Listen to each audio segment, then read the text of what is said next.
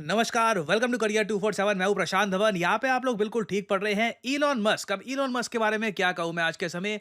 US media तो इनको कहता है मस्क ऑल माइटी मस्क, जो अनऑफिशियली यूएसए के प्रेसिडेंट भी हैं, दुनिया के सबसे अमीर आदमी और वॉशिंगटन के सबसे powerful bureaucrat.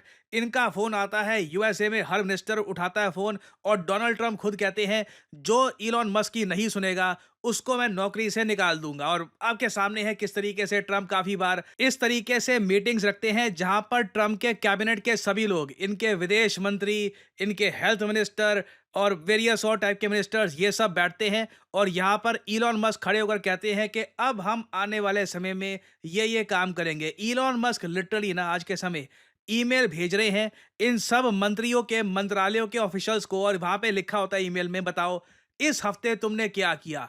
Elon Musk is not just the most powerful person in US, perhaps आप कह सकते हैं यूएस की हिस्ट्री में पिछले 20-25 सालों में इनसे ज्यादा पावरफुल आदमी दिखा नहीं है। नाउ रिसेंटली इन्होंने एक स्टेटमेंट दी है जो वर्ल्ड मीडिया में आग की तरह फैल गई है। इलॉन मस्क ने ऑफिशियली ये बात बोल दी है कि यूएस को नेटो और यूनाइटेड नेशंस छोड़ देना चाहिए, समय आ चुका है। यहाँ पे आप लोग देख पाओगे मस्क ने ओपनली इस आइडिया को बैक करना शुरू कर दिया है कि USA should exit United Nations and NATO. ये देखिए हमारे समय का सबसे बड़ा बदलाव होगा, और मुझे लग रहा है आने वाले 5 सालों में 2029 तक मैं आपको बता दूं दुनिया कंप्लीटली बदल चुकी होगी।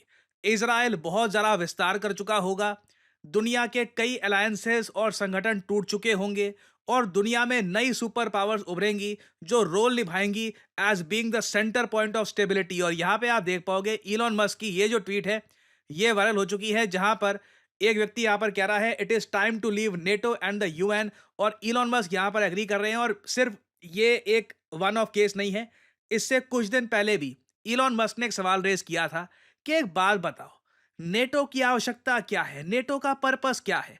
अमेरिकन टैक्स पेयर अपने पैसे से 2/3 यूरोप का डिफेंस क्यों झेले। वही टैक्स पेयर मनी इस्तेमाल करो मार्स को एक्सप्लोर करने के लिए, या फिर जो इलॉन मस्क के सपने हैं कि एक इंटरप्लैनेटरी सिविलाइजेशन ये बनाना चाहते हैं।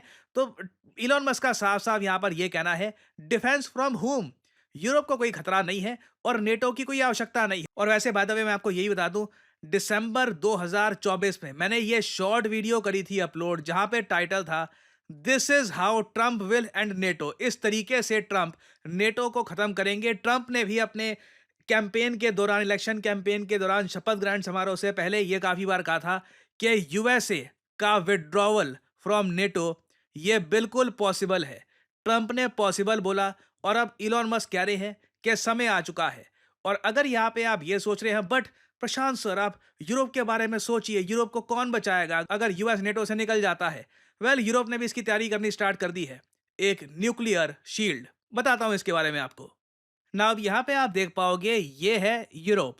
अगर मैं आपसे पूछूं कि यूरोपियन यूनियन, यूरोप की बात नहीं कर रहा, यूरोपियन यूनियन की बात कर रहा हूं, वहां पर कितने देश हैं जिनके पास न्यूक्लियर वेपन है। सिंस यूके आज के समय यूरोपियन यूनियन का पार्ट रहा नहीं है, ब्रेग्जिट हो चुका है, तो इसलिए यूरोपियन यूनियन में बस एक ही देश बचा है जिसके पास न्यूक्लियर वेपन्स हैं, वो देश है फ्रांस। फ्रांस, जर्मनी समेत कई कंट्रीज ने अब आपस में ये अंडरस्टैंडिंग डेवलप करनी स्टार्ट कर दी है कि फ्रांस के न्यूक्लियर मिसाइल्स को, फ्रांस के न्यूक्लियर बॉम्ब्स को, न्यूक्लियर वेपन्स को यूरोप के बाकी देश भी अपने कंट्री में स्टेशन करना स्टार्ट कर देंगे। जैसे जैसे यूएसए पुल आउट करेगा ना यूरोप से, वैसे वैसे फ्रांस की जो यहाँ पे लीडरशिप है ये बढ़ती जाएगी। ये ऑब्वियसली इमानुएल मैक्रों लंबे समय से चाहते थे। इमानुएल मैक्रों का ये सपना था कि यूरोप को अगर कोई एक देश लीड करेगा तो वो फ्रांस होगा, और रिसेंटली जर्मनी ने ये बात कंफर्म कर दी है, इनको भी न्यूक्लियर वेपन्स चाहिए। इधर आप देख पाओगे article, France could send nuclear armed jets to Germany. Telegraph ने ये बात रिपोर्ट करी है। नाउ अगेन ये बात अभी अर्ली स्टेजेस में है, क्योंकि अभी भी यूएसए ने पुल आउट किया नहीं है नेटो से, मगर यूरोपियन कंट्रीज ने तैयारी करनी शुरू कर दी है। यूक्रेन का मंजर देखकर सब लोग डर में हैं, सब लोग सदमे में हैं कि अचानक से ट्रंप आ गए हैं, ये इतने ज्यादा प्रो रशिया है। बाय द वे मैं आपके लिए ना एक वीडियो प्लान कर रहा हूं कि ट्रंप इतने ज्यादा प्रो रशिया क्यों है। आई ओपनिंग वीडियो होगी ये, I would like to see your response on that. बहुत ही इंटरेस्टिंग वीडियो होने वाली है। खैर, फ्रांस ने ओपनली ये कहा है कि ये न्यूक्लियर आर्म्ड जेट्स ये भेज सकते हैं जर्मनी में। और अगर यहाँ पे आप ये सोच रहे हैं कि यूरोपियन कंट्रीज ऐसा कैसे कर सकती है कि फ्रांस के न्यूक्लियर वेपन स्टेशन कर दिए बाकी कंट्रीज में, देखो रशिया ने इसकी शुरुआत करी है। अब रूल्स टूट चुके हैं, जैसे आपको याद होगा बेलारूस देश में रशिया न्यूक्लियर वेपन्स डिप्लॉय कर चुका है। यूरोप को अब जेन्युइनली फील हो रही है हीट कि एक बहुत बड़ा खतरा इनके सामने है। देखो वॉर आपको बता कर नहीं आएगी, वॉर के संकेत होते हैं। आपका दुश्मन क्वाइटली अपने पीसेस मूव कर रहा है, उसकी शक्ल पर स्माइल है, वो ऑब्वियसली अपने पीसेस मूव करते हुए ये नहीं बोलेगा कि मैं 1 साल में वॉर डिक्लेयर करूंगा। रशिया अभी के लिए खुद को प्रिपेयर कर रहा है एक लार्जर असॉल्ट के लिए। यूरोप के लीडर्स फील कर पा रहे हैं कि इन द फ्यूचर यूएसए का सपोर्ट इनको नहीं मिलने वाला, और ये बात काफी हद तक ठीक भी है। देखो मान लो इलॉन मस्क ये सब बातें ना बोलते कि जी time for US to leave NATO, Trump भी ऐसी बातें ना बोलते, तब भी एक बात तो पक्का है कि यूएसए अपना डिफेंस बजट 50% कम करने वाला है। यूएस जिस तरीके से पैसा इस वक्त खर्च रहा है ये सस्टेनेबल है नहीं। ये लोग कटौती करने वाले हैं मैसिव स्केल पर। तो उसमें आप खुद ही इमेजिन कर लीजिए, जब इनका डिफेंस बजट 900 बिलियन डॉलर से गिरकर 400 साढ़े 400 बिलियन डॉलर्स रह जाएगा, तो ये यूएस खुद अपनी सुरक्षा करेगा और इंडो पैसिफिक में डिप्लॉयमेंट करेगा। यूरोप में मिलिट्री डिप्लॉय करने के ना इनके पास साधन होंगे, ना कुछ इनकी इंटेंशन होगी। और साथ ही साथ अब यूएस में ओपनली यही बात चल रही है, जब डिफेंस बजट अपना आधा हमको करना ही है तो फिर हम यूरोप में ये नेटो बनाकर बैठे भी क्यों है? नेटो का रोल क्या है? यूरोपियंस को खुद को डिफेंड करने दो। तो आने वाले 4 सालों में ये दो थीम इंटरनेशनल रिलेशंस में आप खूब देखोगे। पहला, न्यूक्लियर शेयरिंग, ये आम बात हो जाएगी। अब हर कंट्री न्यूक्लियर प्रोग्राम बनाकर न्यूक्लियर वेपन्स डेवलप करे, उसमें फिर प्रॉब्लम्स भी आती है। आरोप लग जाते हैं कि जी ईरान को क्यों रोक रहे थे, अगर बाकी कंट्रीज डेवलप कर सकते हैं न्यूक्लियर वेपन्स।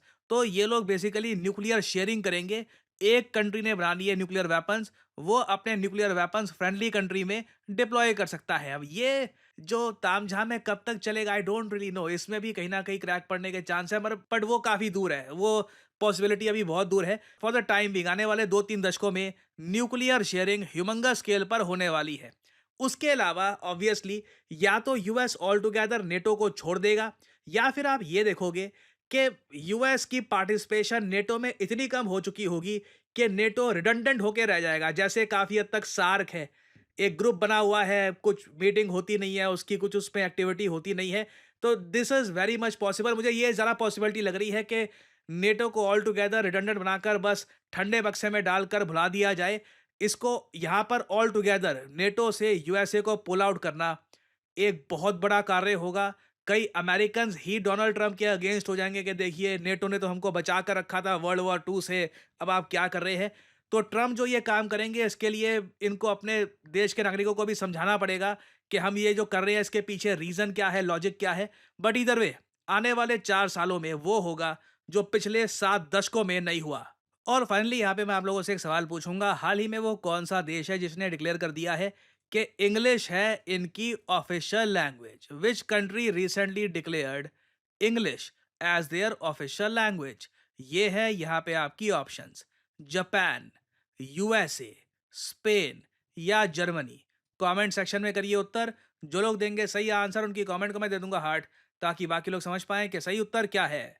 नाउ देखिए, अगर हम बात करें न्यू एज जॉब्स की, तो आपने एक बात नोट करी होगी, चाहे आप naukri.com पे चले जाइए, कहीं भी चले जाइए, आपको एक चीज दिखेगी कि कॉन्स्टेंटली लोग, बैंक्स, वेरियस ऑर्गेनाइजेशंस, सब लोगों को डेटा एनालिस्ट चाहिए। तो आप अगर ग्रेजुएशन कर चुके हैं, समझ नहीं आ रहा आप करियर में आगे क्या करूं, क्या मैं करूं जिससे मेरी पहली जॉब लग जाए, वर्क एक्सपीरियंस मुझको यहां पर मिले and I can finally kick start my career, data analytics can be a great option for you. आपको करना सिंपली क्या है, कमेंट सेक्शन में जाइए, यहाँ पे आपको लिंक मिल जाएगा, इस लिंक पर करिए क्लिक।